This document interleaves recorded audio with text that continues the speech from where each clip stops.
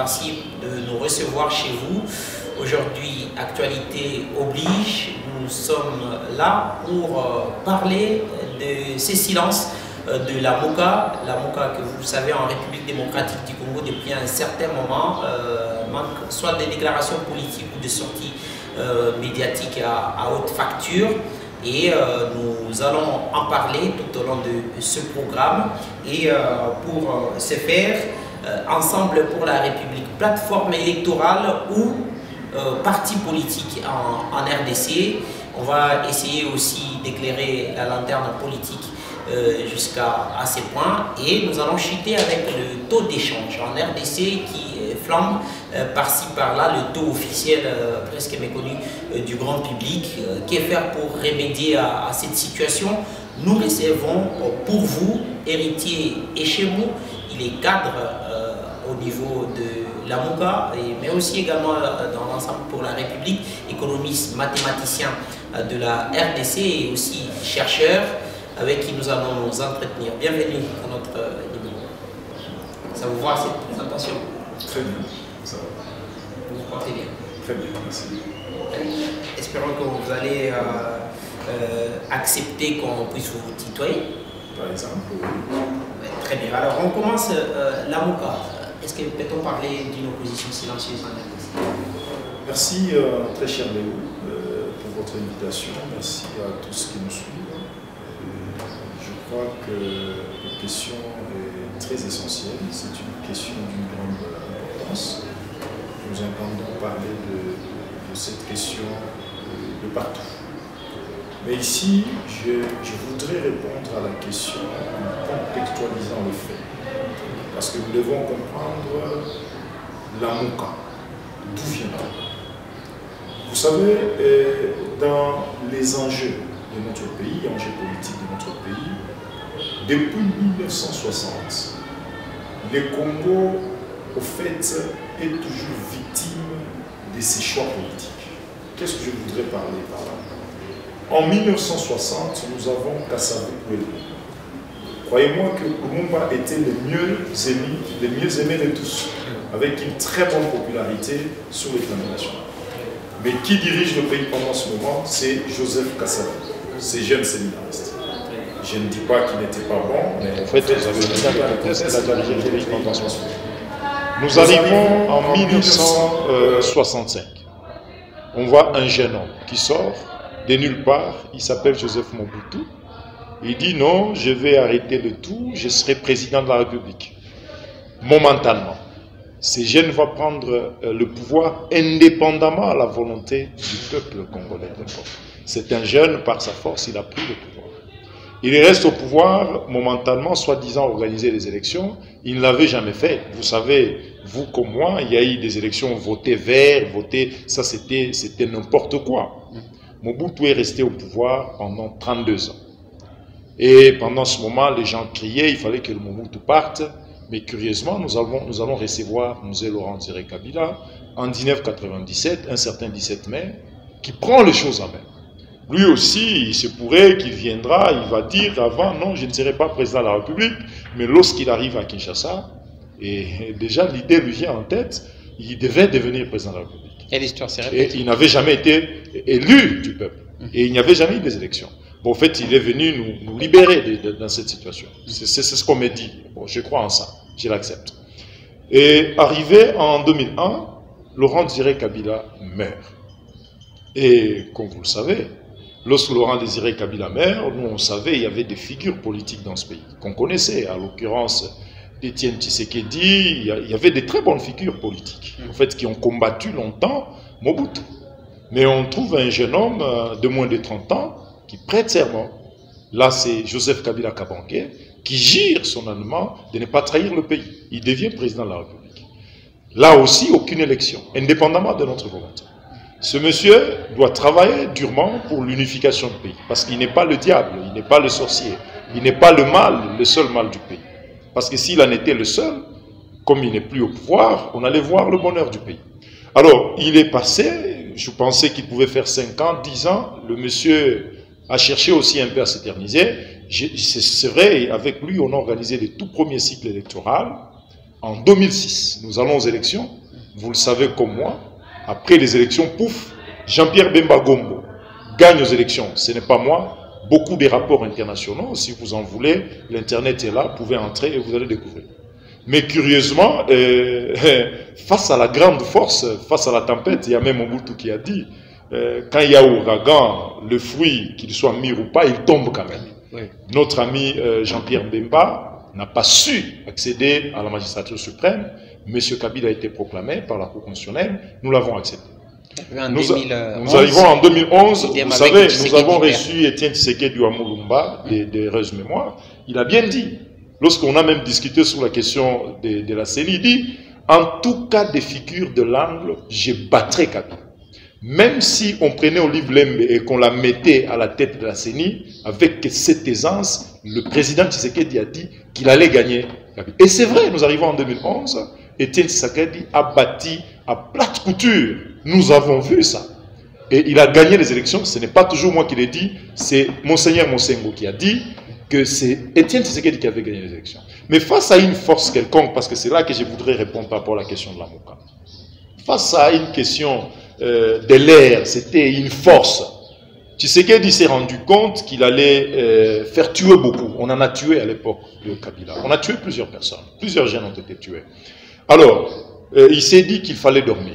Nous attendons le 3e cycle électoral. Monsieur Kabila Joseph cherche encore à aller au 3e mandat. Avec des raisons, entre guillemets, non, on n'a pas d'argent. Vous avez entendu tout qu'il y en a. Ouais, un peu ça. C'est comme ça que Moïse Katumbi Tchapwe, ancien gouverneur, cracha dans la soupe. Parce qu'il y a des gens qui sont amnésiques, qui oublient facilement. Il était gouverneur. Pas gouverneur du Haut-Katanga, pas gouverneur de l'Olaba, il était gouverneur du Haut-Katanga. Avec tout ce qui entourait comme richesse dans les grands Katanga. Il a pris sa décision de quitter le pouvoir. Alors, Étienne Tshisekedi Wamulumba a dit non, bolala pongi à bébé, vous comprenez, vous allez attendre, et les gens sont restés en train de dormir. Monsengo a dit nous devons partir aux élections. Nous devons à tout prix aux élections parce qu'il faut donner les pouvoirs à Étienne Tshisekedi. Monsengo, c'est là que même vient le mot, les résultats des urnes de l'autre fois n'étaient ni conformes à la loi, ni conformes à la justice. De là vient la théorie de la vérité des urnes. Alors, Félix Tshisekedi, alors s'il faut vous résumer, s'il faut me terminer, alors, parce que j'étais un peu long, je m'excuse, c'est comme ça que nous sommes retrouvés à Genève. Les gens se sont dit, non, les hommes politiques consciencieux se sont dit, nous sommes, au fait, on a été longtemps en train de dormir, nous devons nous réveiller, parce que Tshisekedi nous a demandé de dormir, nous voici, nous devons nous réveiller. C'est comme ça que le mot Lamouka est sorti, en lingala, c'est Lamoukas, en français signifie réveillez-vous. Nous nous sommes réveillés pour aller aux élections, mais malheureusement, les gens qui étaient avec nous, il y en a 2 qui nous ont trahis vers la fin, ils sont partis. Ils sont allés, vous savez ce que nous avons promis, nous avons dit que quiconque trahira cet accord mourrait politiquement. Il y a déjà un mort, je ne sais pas les suivants. Donc je crois que nous avons déjà dit, nous sommes charismatiques, nous sommes en train de suivre les enjeux politiques, comment ça se passe. Il y a 2 qui ont quitté la plateforme Lamouka, c'est bien sûr Félix Tshisekedi et aussi Kamere. Oui. Et un mot a été dit, les gens oublient. Quiconque quittera cet accord signera sa mort politique. Je vous pose la question. Qui a déjà signé la mort parce que bon, en fait, quand vous êtes condamné de 20 ans de prison, et ça vous profite. Donc ça vous plaît. Vous devenez président de la République après, donc impossible. Donc c'est une mort politique. Bien qu'on peut avoir quelqu'un à l'extérieur, il sera déjà mort politique. Donc on peut se dire aujourd'hui que la Mouka s'est réjouie de... Non, loin de nous, je crois que nous avons mené un combat à l'opposition avec Kamere, avec aussi M. Chilombo. Ils ont été le nôtre. Je crois que même le nom Lamouka est une initiation privée et personnelle de Félix Tshisekedi pour votre information. Donc je crois que, peut-être pour vous rafraîchir la mémoire. Donc nous ne nous sentons pas mal parce que nous savons que le procès a été un procès biaisé. Ça nous le disons et nous avons des éléments. Donc, à voir à l'allure des choses, ça c'est les amis de l'UNC qui le disent, et nous avons senti cela, nous ne pouvons pas avoir le malheur des autres, mais simplement parce qu'une prophétie est sortie, et il fallait qu'elle se réalise. Très bien, alors nous sommes après les élections, on a compris que le combat de vérité des urnes, c'est presque dépassé, et aujourd'hui, la Mouka a promis au peuple congolais d'être une opposition républicaine, ce qui ne se fait pas sentir sur le terrain. Au fait, ça s'est fait sentir. C'est ça. Parce que dans mon contexte, au fait, dans mon explication de mon introductive, je vous ai fait savoir que nous avons déjà dit des choses. Et nous nous sommes tus momentanément. Mais qu'est-ce que vous appelez d'abord opposition républicaine? Parce que... L'opposition républicaine, nous voudrions nous démarquer du fait Étienne Tshisekedi Wamulumba Derez Momoa, qui est pour moi un père politique. Au fait, parce qu'à un moment, nous avons constaté à l'UDPS qu'être opposant, c'était dire non à tout. Même quand on veut construire la route, on dit non. Quand c'est blanc, non, c'est toujours noir. Donc, tout ce que les autres devaient faire était mauvais. Non, nous nous sommes démarqués de cette ligne, nous nous sommes dit non. C'est vrai qu'Étienne Tshisekedi, c'est ça même qu'on appelle des courants scientifiques, des courants idéologiques, des courants politiques. C'est-à-dire, on doit se démarquer. Nous sommes cette opposition qui dit, d'accord, Monsieur Félix Tshisekedi parle de l'état de droit. Nous acceptons l'état de droit, nous l'accompagnons dans la politique de l'état de droit. Nous disons aujourd'hui Félix Tshisekedi, parce que jusque-là, laissez-moi vous dire, Félix Tshisekedi est en train de libérer des ondes tout à fait positives. Il augure un espoir pour le pays et nous ne pouvons pas faire l'opposition pour l'opposition. Nous regardons comment il travaille. Jusque-là, nous n'avons pas trouvé beaucoup de problèmes. C'est ce qui explique le rapprochement Bemba Félix Tshisekedi ces derniers temps. Vous savez, à ce sujet, très cher Léo, je trouve qu'il y a beaucoup de choses.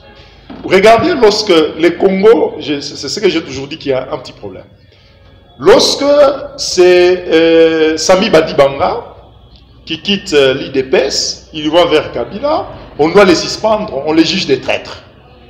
Lorsque c'est Lisanga Bonganga qui quitte l'UDPS, qui s'approche à Kabila, c'est le plus grand traître. Mais lorsque c'est Félix Tshisekedi qui quitte Lamuka, qui va vers Kabila, comment vous le traitez? Non, qu'on nous arrête cette histoire. Donc je crois que les rapprochements qu'ils soient là, ou pas, moi je crois que la politique est dynamique.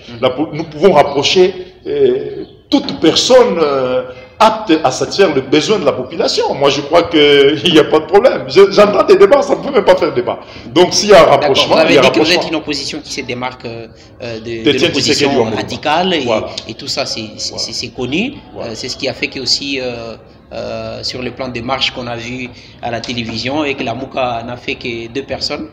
C'est aussi une façon de se démarquer. Au fait, nous avons connu des problèmes. Bon, des personnes, là, je ne pense pas, parce que je crois que la marche la plus populaire, le 13 juillet à Kinshasa, la plus grande marche depuis l'accession au fait de Félix Tshisekedi au pouvoir, c'est la Mouka, avec Jean-Pierre Bemba. La plus courte aussi. La plus grande. La plus courte aussi. Au fait, j'en ai appris, la plus courte c'était celle du PPRD, je crois. Hein? C'était PPRD. PPRD qui n'a pris que 30 minutes. Mais nous avons commencé à partir de Tchangou, jusqu'au niveau, je crois qu'il y en a des gens qui sont descendus sur ex-combattants, c'est-à-dire c'était une marche qui a pris presque toute une journée, et vous avez vu Jean-Pierre Bemba Gombo, sa femme, tous ses enfants, et beaucoup d'autres leaders politiques sur la route en train de marcher contre l'élection de Ronsa Malonda à la présidentielle. Très bien.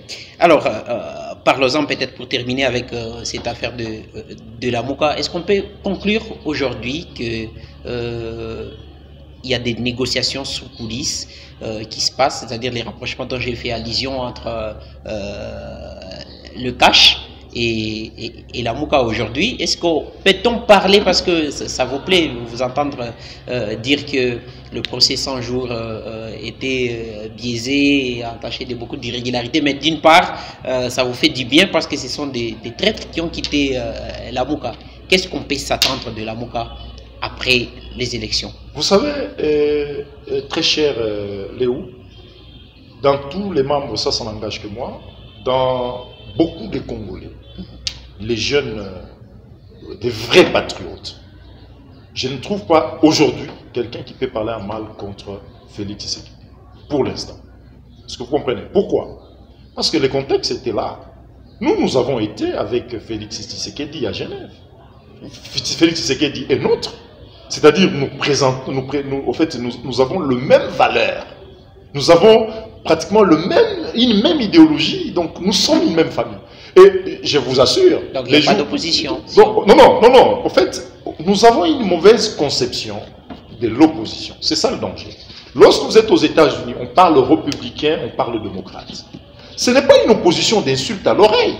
Ce n'est pas une opposition où quand c'est l'autre, on doit l'appeler par son nom. J'ai vu des amis, Kabila, depuis qu'il était président, on l'appelait seulement Kabila par son nom. Mais aujourd'hui, un jour, un ami m'a appelé parce que j'ai appelé M. Félix Tshisekedi Tshilombo sur un plateau de télé. Il dit, non, comment vous appelez le président Tshilombo? Non, non, c'est son nom. Il s'appelle Félix Antoine Tshilombo Tshisekedi. Donc c'est ça son nom. Donc il n'y a pas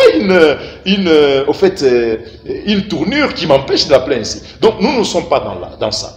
Donc M. Félix Tshisekedi Tshilombo est président de la République. Nous avons beaucoup de respect pour lui. Au fait, comme vous l'avez suivi, notre président, notre candidat à la présidentielle de 2018 a dit qu'il a pardonné. C'est parti. Et notre pouvoir a été pris. Au fait, parce que c'est l'Église catholique qui a dit que c'est Fayoulou qui avait gagné les élections. D'une part, et d'autre part, on dit Tshilombo. Bon, en fait, nous l'acceptons. Nous sommes chrétiens, nous prions Dieu, nous avons des valeurs que nous respectons. Si Tshilombo va faire ce qu'attend notre peuple, moi je crois que nous le regardons, nous sommes en train de voir, parce qu'il doit forcément faire. Aujourd'hui, il y a des jeunes qui ont besoin d'emploi. Quelles sont les actions qu'on doit mener? Oui, les actions sont très simples. Nous devons nous poser... En tant qu'opposant. Oui, en tant qu'opposant, c'est de rappeler au chef de l'État, nous le faisons tous les jours. Parce que nous devons nous poser la question, pourquoi moi personnellement j'ai été opposant radical, le plus radical possible à Kabila depuis 2001, jusqu'il est parti. J'étais encore étudiant à Kinshasa, nous sommes descendus sur la rue, contestant Kabila. Nous avons demandé son départ et il est parti. De quoi nous les reprochons? Nous avons reproché Kabila premièrement au fait l'insécurité. À l'est des armées, il y avait plusieurs armées à l'est. Au fait, et nous avons voulu qu'il y ait un changement. Et si Félix Tshisekedi est là, c'est pour qu'il y ait un changement. Que la guerre qui a longtemps frappé l'Est du pays puisse cesser. De quoi nous avons reproché Kabila? Nous l'avons reproché le manque d'emploi de jeunes. Combien de jeunes ne travaillent pas, cher Léo? Les gens finissent dans les universités. Dans un pays normal, même notre constitution, on le dit très bien, je crois que c'est l'article 62, que le travail était un droit fondamental pour tout jeune Congolais, pour tous les Congolais. Mais il y en a des gens qui naissent, qui grandissent, qui vieillissent et qui meurent sans avoir vu même lire l'offre d'emploi à coup d'autre. Donc ça n'existait pas. Les emplois étaient devenus des djendas des familles. Lorsqu'il s'agit d'un recrutement à l'armée, là vous suivez ça sur Télé 50. Non, on cherche des militaires. Mais lorsqu'il s'agit d'un engagement à la DGDA, un engagement à l'OCC, on a les petits Moukonfia, les belles-sœurs.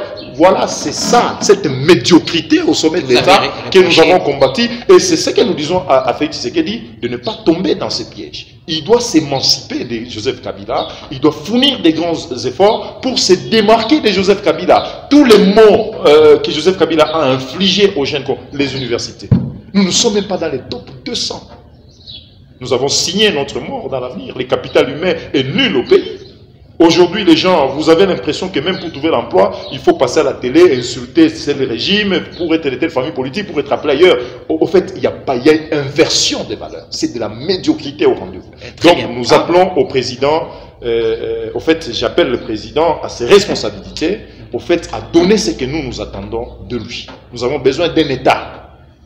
Très bien. Alors, Ensemble pour la République, dont vous êtes notamment aussi cadre, oui. Plateforme électorale qui se transforme en parti politique. Où en sommes-nous aujourd'hui? Voilà. Merci, très cher Léo. En fait, ça appartient déjà au passé, bon, pour la petite information. Nous avons commencé par la plateforme Lamouka, pour réveiller au moins des gens qui dormaient déjà. En fait, que malheureusement c'était mon père idéologique qui a fait dormir ces gens, Étienne Tshisekedi. Nous sommes venus, nous nous sommes dit qu'il fallait que ces gens se réveillent, et c'était une plateforme électorale. Mais depuis un temps, vous avez compris que le président Katumbi avait annoncé la création d'un éventuel parti, giga-parti politique. Et c'est bien ça qui a été fait. Il y avait un secrétaire général, Pierre Lumbi, qui était chargé, paix à son âme, malheureusement nous l'avons perdu, qui était chargé de faire des démarches au ministère de l'Intérieur pour que nous ayons l'agrément du parti. Alors, toutes les démarches ont été faites. Aujourd'hui, Ensemble pour la République, c'est un parti politique. Alors, comme il n'est pas encore annoncé officiellement par le président, alors nous nous taisons, mais au moins, sachez que l'Ensemble pour la République est là. Et bientôt là, déjà, parallèlement aux travaux des constructions de sièges, hein, il y a déjà des travaux d'enrôlement. Donc, il y a déjà des kits qui sont prêts. Qui vont être données dispatchées dans 2 provinces, donc des ordinateurs, des imprimantes, pour donner des cartes. Donc aujourd'hui, Ensemble pour la République est un parti politique vivant, avec comme président l'autorité morale, bien entendu, Moïse Katumbi Tshaba. Moi, je crois qu'on ne peut pas les interdire. Ce sont des Congolais. Si Kidiaba aujourd'hui, comme il l'a fait, postulant, député, bon, on ne peut pas l'interdire. Donc, c'est-à-dire, c'est un engagement patriotique que ces deux sont en train de prendre pour sauver le pays. Et je vous assure, un élément, très cher Léo, sondage d'opinion. Moi-même, je suis économiste mathématicien de formation. Je vais vous donner un rapport officiel. Je travaille sur un rapport, sondage d'opinion, 82%. C'est-à-dire, si vous êtes à 100, 82% aiment Moïse Katumbi Tshaba. Et les 8, ce sont les autres. Ça vous engage? Une étude scientifique. Je vais vous présenter prochainement les résultats de ce rapport. On sera ravis de parcourir le feuille de ce rapport. Alors, on termine par cette actualité, le taux d'échange en RDC qui flambe. Vous, en tant qu'économiste et mathématicien, donc vous êtes expert dans le domaine, qu'est-ce qui justifie cette tendance économique? Vous avez parlé autrefois de manque de production et tout ça. Oui. En grosso modo, qu'est-ce qu'on peut retenir? Est-ce qu'il y a-t-il flambé ou baisse? Bon, au fait, je trouve qu'il n'y a rien, il n'y a que 2 menaces. Donc, on trouve des gens en train de se menacer. Au fait, je me sens des fois très mal, très cher Léo, de trouver une main-d'œuvre scientifique localement, susceptible de servir la nation, mais exclue par un certain groupe d'individus. Vous savez, aujourd'hui, à l'ère actuelle, j'en assure, la Banque centrale ne joue pas son rôle des régulateurs, ne joue pas son rôle des conseillers en matière économique dans notre pays. Et je crois dans un pays sérieux, il y en a des gens qui devaient démissionner. D'ailleurs, le membre effectif, au fait, les conseils qui siègent à la Banque centrale de 13 délégués est déjà inconstitutionnel parce que le mandat avait déjà pris depuis 2013, avait déjà pris fin. C'est-à-dire, qu'est-ce qui se passe? Je vais vous faire une illustration parce que les gens doivent comprendre ce qui se passe exactement. Très cher Albert Léo, qu'est-ce qui se passe? D'abord, je vais dire ce qui s'est passé et puis dire ce qui se passe actuellement. Le président de la République, garant de la nation, Félix Tshisekedi Tshilombo, convoque un conseil de ministres, le 41e conseil de ministres. Au cours de ce conseil, il instruit, je veux dire qu'il a tiré les oreilles du premier ministre Ilunga Ilunkamba, chef du gouvernement.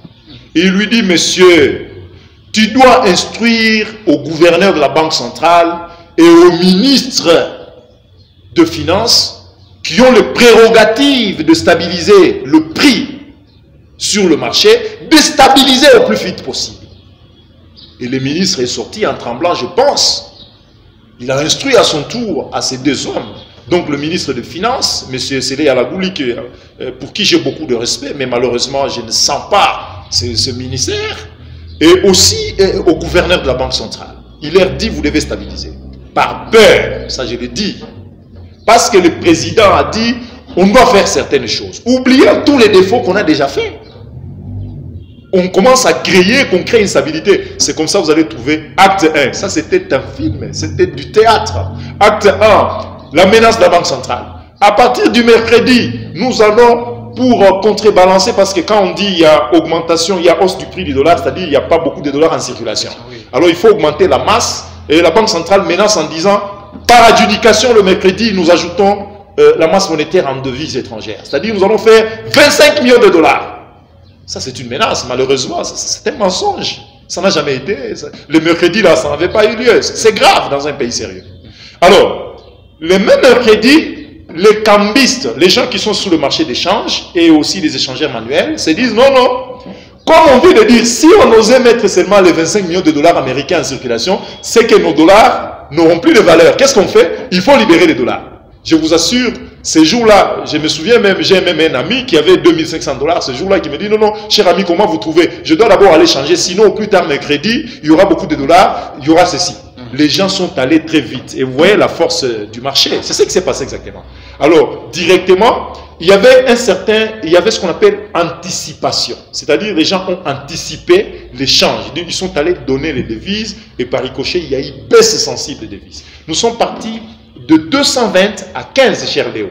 Toute économie s'avertit. Cette situation n'est pas bonne pour l'économie. Que ce soit une hausse excessive, que ce soit une diminution drastique du taux d'échange dans une économie. Non, l'économie c'est un monde de déséquilibre. Donc il faut garder l'équilibre.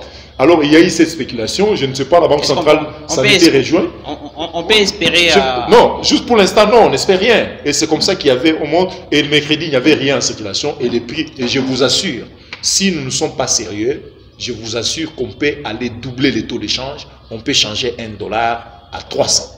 Alors, qu'est-ce qui se passe exactement pour qu'il y ait stabilité du taux d'échange? L'illustration est là. Les pays, l'État a pour rôle de maximiser les besoins de la population. Donc de satisfaire nos besoins. C'est-à-dire nous avons certains besoins, besoin de sécurité, besoin de nous nourrir, besoin de travailler. L'État est le régulateur. L'État, c'est le père régulateur. Le père qui sécurise. Vous savez, maintenant, quand il y a un État, il y a des femmes qu'on viole, tout ça, on vole tous les jours. Là, il y a absence de l'État. Maintenant, l'État responsable doit être un État régulateur. Alors, qu'est-ce qui se passe? Quand il est État régulateur, il a des dépenses. Il doit dépenser pour payer des salaires, il doit dépenser pour financer des guerres à l'Est, il doit payer. Donc tout cet argent, le Congo a besoin de 480 milliards de francs congolais par mois.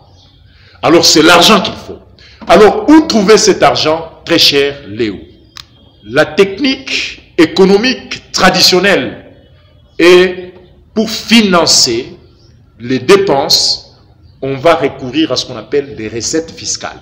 C'est-à-dire on va prendre des impôts, les impôts douaniers, les Congolais ne payent pas tout les ça. fiscs Alors, mais malheureusement, tous les impôts que nous avons et aussi peut-être nos quelques productions de matières premières à l'étranger qui ont diminué malheureusement. Parce que vous savez, quand nous vendons aux États-Unis, en Chine, ces gens ont été frappés par Covid-19 et il y a eu une diminution sensible de la demande de matières premières, cobalt, cuivre, ce qui fait qu'on n'a pas encore suffisamment de devises. Alors, quand on va prendre les recettes, c'est-à-dire des impôts, comme vous l'avez dit, nous n'avons pas une culture fiscale, on constate que nous avons 380 milliards de francs congolais par mois. Insuffisant. Il y a un déficit de combien? Un déficit de 100 milliards. Qu'est-ce qu'on fait pour trouver les 100 milliards? C'est là que le bas blesse. C'est là que la Banque centrale, excusez-moi les termes, au fait, n'est pas responsable. Dans les politiques actuelles, la Banque centrale ne peut plus recourir à la planche à billets. Vous comprenez? La Banque centrale, la planche à billets, c'est-à-dire on s'est dit, non, comme on manque d'argent, la Banque centrale utilise l'hôtel de monnaie, parce que c'est là, il y a de grosses machines, il y a de papier, il y a de l'imprimerie, on commence à produire de francs. Et cet argent qui est produit, c'est ex nihilo, ça n'a pas de matelas en francs, il n'y a pas de devises. C'est-à-dire, c'est cet argent, quand ça vient en circulation, qui crée l'inflation. Alors vous allez dire que la Banque centrale, la responsabilité de la Banque centrale, voilà. Un peu trop technique. Voilà. Qu'est-ce que nous devons faire? La Banque centrale doit être indépendante. Ce qui crée des problèmes, ça c'est un premier. Oui, il y a des politiciens, je ne sais pas. Vous avez vu comment ils passent. C'est grave, j'en parlerai un jour. C'est grave. Dans un pays comme le nôtre, on ne devait pas avoir des politiciens en train de circuler, 22 jeeps qui coûteraient 52 000, tout ça, trop de tapage. Quand ils dépensent là-bas, ils font quoi? Après, ils vont dire au gouverneur de la Banque centrale, donnez-nous l'argent. Et il y aura de l'argent qui va sortir next nihilo. Donc, les politiciens ont aussi une responsabilité. Les gouvernements, j'ai écrit un article, c'est ça le problème de notre pays. Nous avons rédigé un article, j'ai proposé au Premier ministre, avec des amis. Nous avons écrit un article avec M. Jean Kalombo, qui est président des déclarants. Nous avons parlé de l'impact de Covid-19 sur l'économie congolaise. Et parmi les résolutions, il n'y a pas que moi, il y a le professeur Matata Pogno, que j'aime beaucoup, qui a écrit aussi quelque chose sur ça. Nous avons parlé de la diminution des trains de vie des gouvernements. La présidence de la République doit diminuer son train de vie. Le ministère, on doit dépenser peu. Quand on dépense peu, on ne produira pas de l'argent ex nihilo. Ça, c'est un. Deuxième élément. Comment voulez-vous qu'on réduise seulement à leur tour? Ça aussi. Non, au fait, c'est pourquoi Tshisekedi est là. Si Tshilombo est là, c'est pour détruire ce que nous avons vécu avec Kabila. Tshilombo doit terminer ça. En un mot. C'est-à-dire, Chilombo doit penser... Que doivent s'attendre le Congolais par rapport aux stabilités de taux d'échange, parce qu'on doit terminer par là. Monsieur Chilombo doit continuer avec ce projet de production locale, de projets agricoles par exemple. Nous devons produire localement, parce que lorsqu'on produit localement, parce que les Congolais, ils mangent ce qu'ils ne produisent pas, et ils exportent des fois ce qui n'est pas produit localement. Donc qu'est-ce qu'ils doivent faire? Il faut produire localement. Lorsque la monnaie est soutenue par une production locale, je vous assure que cette monnaie et cette production s'est fait suivre d'une amélioration des conditions sociales. Parce que nous produisons localement, et parce que nous consommons localement, les prix même sur les marchés vont diminuer. Lorsqu'on produit, les gens seront pris dans des emplois, des entreprises seront ouvertes. Donc, je crois qu'il faut beaucoup prôner sur l'orthodoxie. Au fait, au niveau du gouvernement, ils doivent consommer selon leurs moyens. On ne peut pas être dans un pays pauvre comme le Congo, parce que, je vous assure, nous sommes les seuls pays rares au monde qui ne réfléchissent tout simplement comment payer les agents. Dans d'autres pays, on ne réfléchit pas seulement en termes de payer des agents. Donc 80% imaginez, de notre production on va payer, ça n'existe pas, ça n'existe. C'est un pays pauvre, ça c'est la pauvreté. C'est comme si vous êtes chez vous, vous ne réfléchissez seulement comment je vais manger à midi, et d'ailleurs même comment manger à midi, vous ne savez pas réaliser cet argent, c'est la pauvreté. Quel jour on aura des nobelisables dans ce pays? Quel jour on aura un Albert Einstein africain congolais? Quel jour? Donc vous sentez que la recherche scientifique bafouée. Quel jour tout le monde aura l'emploi? Donc la politique de création d'emploi n'existe pas. Donc je demande à Félix Tshisekedi, que j'aime beaucoup, notre président de la République, de penser. Parce que s'il est là, c'est parce qu'il y a une portion de la population qui a jugé bon qu'il soit là et qu'il soit capable à arrêter avec l'hémorragie, la guerre à l'Est, le chômage des jeunes, l'insécurité, l'instabilité du cadre macroéconomique, le triomphalisme, le clientélisme. Il y a des gens qu'on n'arrêtait jamais. On a aussi condamné Kabila pour ça. Qu'il soit là, qu'il établisse un état de droit, et alors un état de droit, pas un état de rendement de compte. Qu'il fasse quelque chose, qu'on soit dans un état. C'est tout ce que nous recherchons, cher Léo. Très bien. Et c'est par ici que nous bouclons complètement notre émission. Merci d'avoir répondu à nos questions. C'est moi qui vous remercie, cher Léo. Très bien. Alors, actualité oblige, nous sommes obligés aussi notamment de nous arrêter par ici. On recevait pour vous, héritier Eshemo, acteur politique de l'opposition républicaine de la MOCA, et il est aussi mathématicien de formation et chercheur. On vous retrouve la semaine prochaine. Bye bye.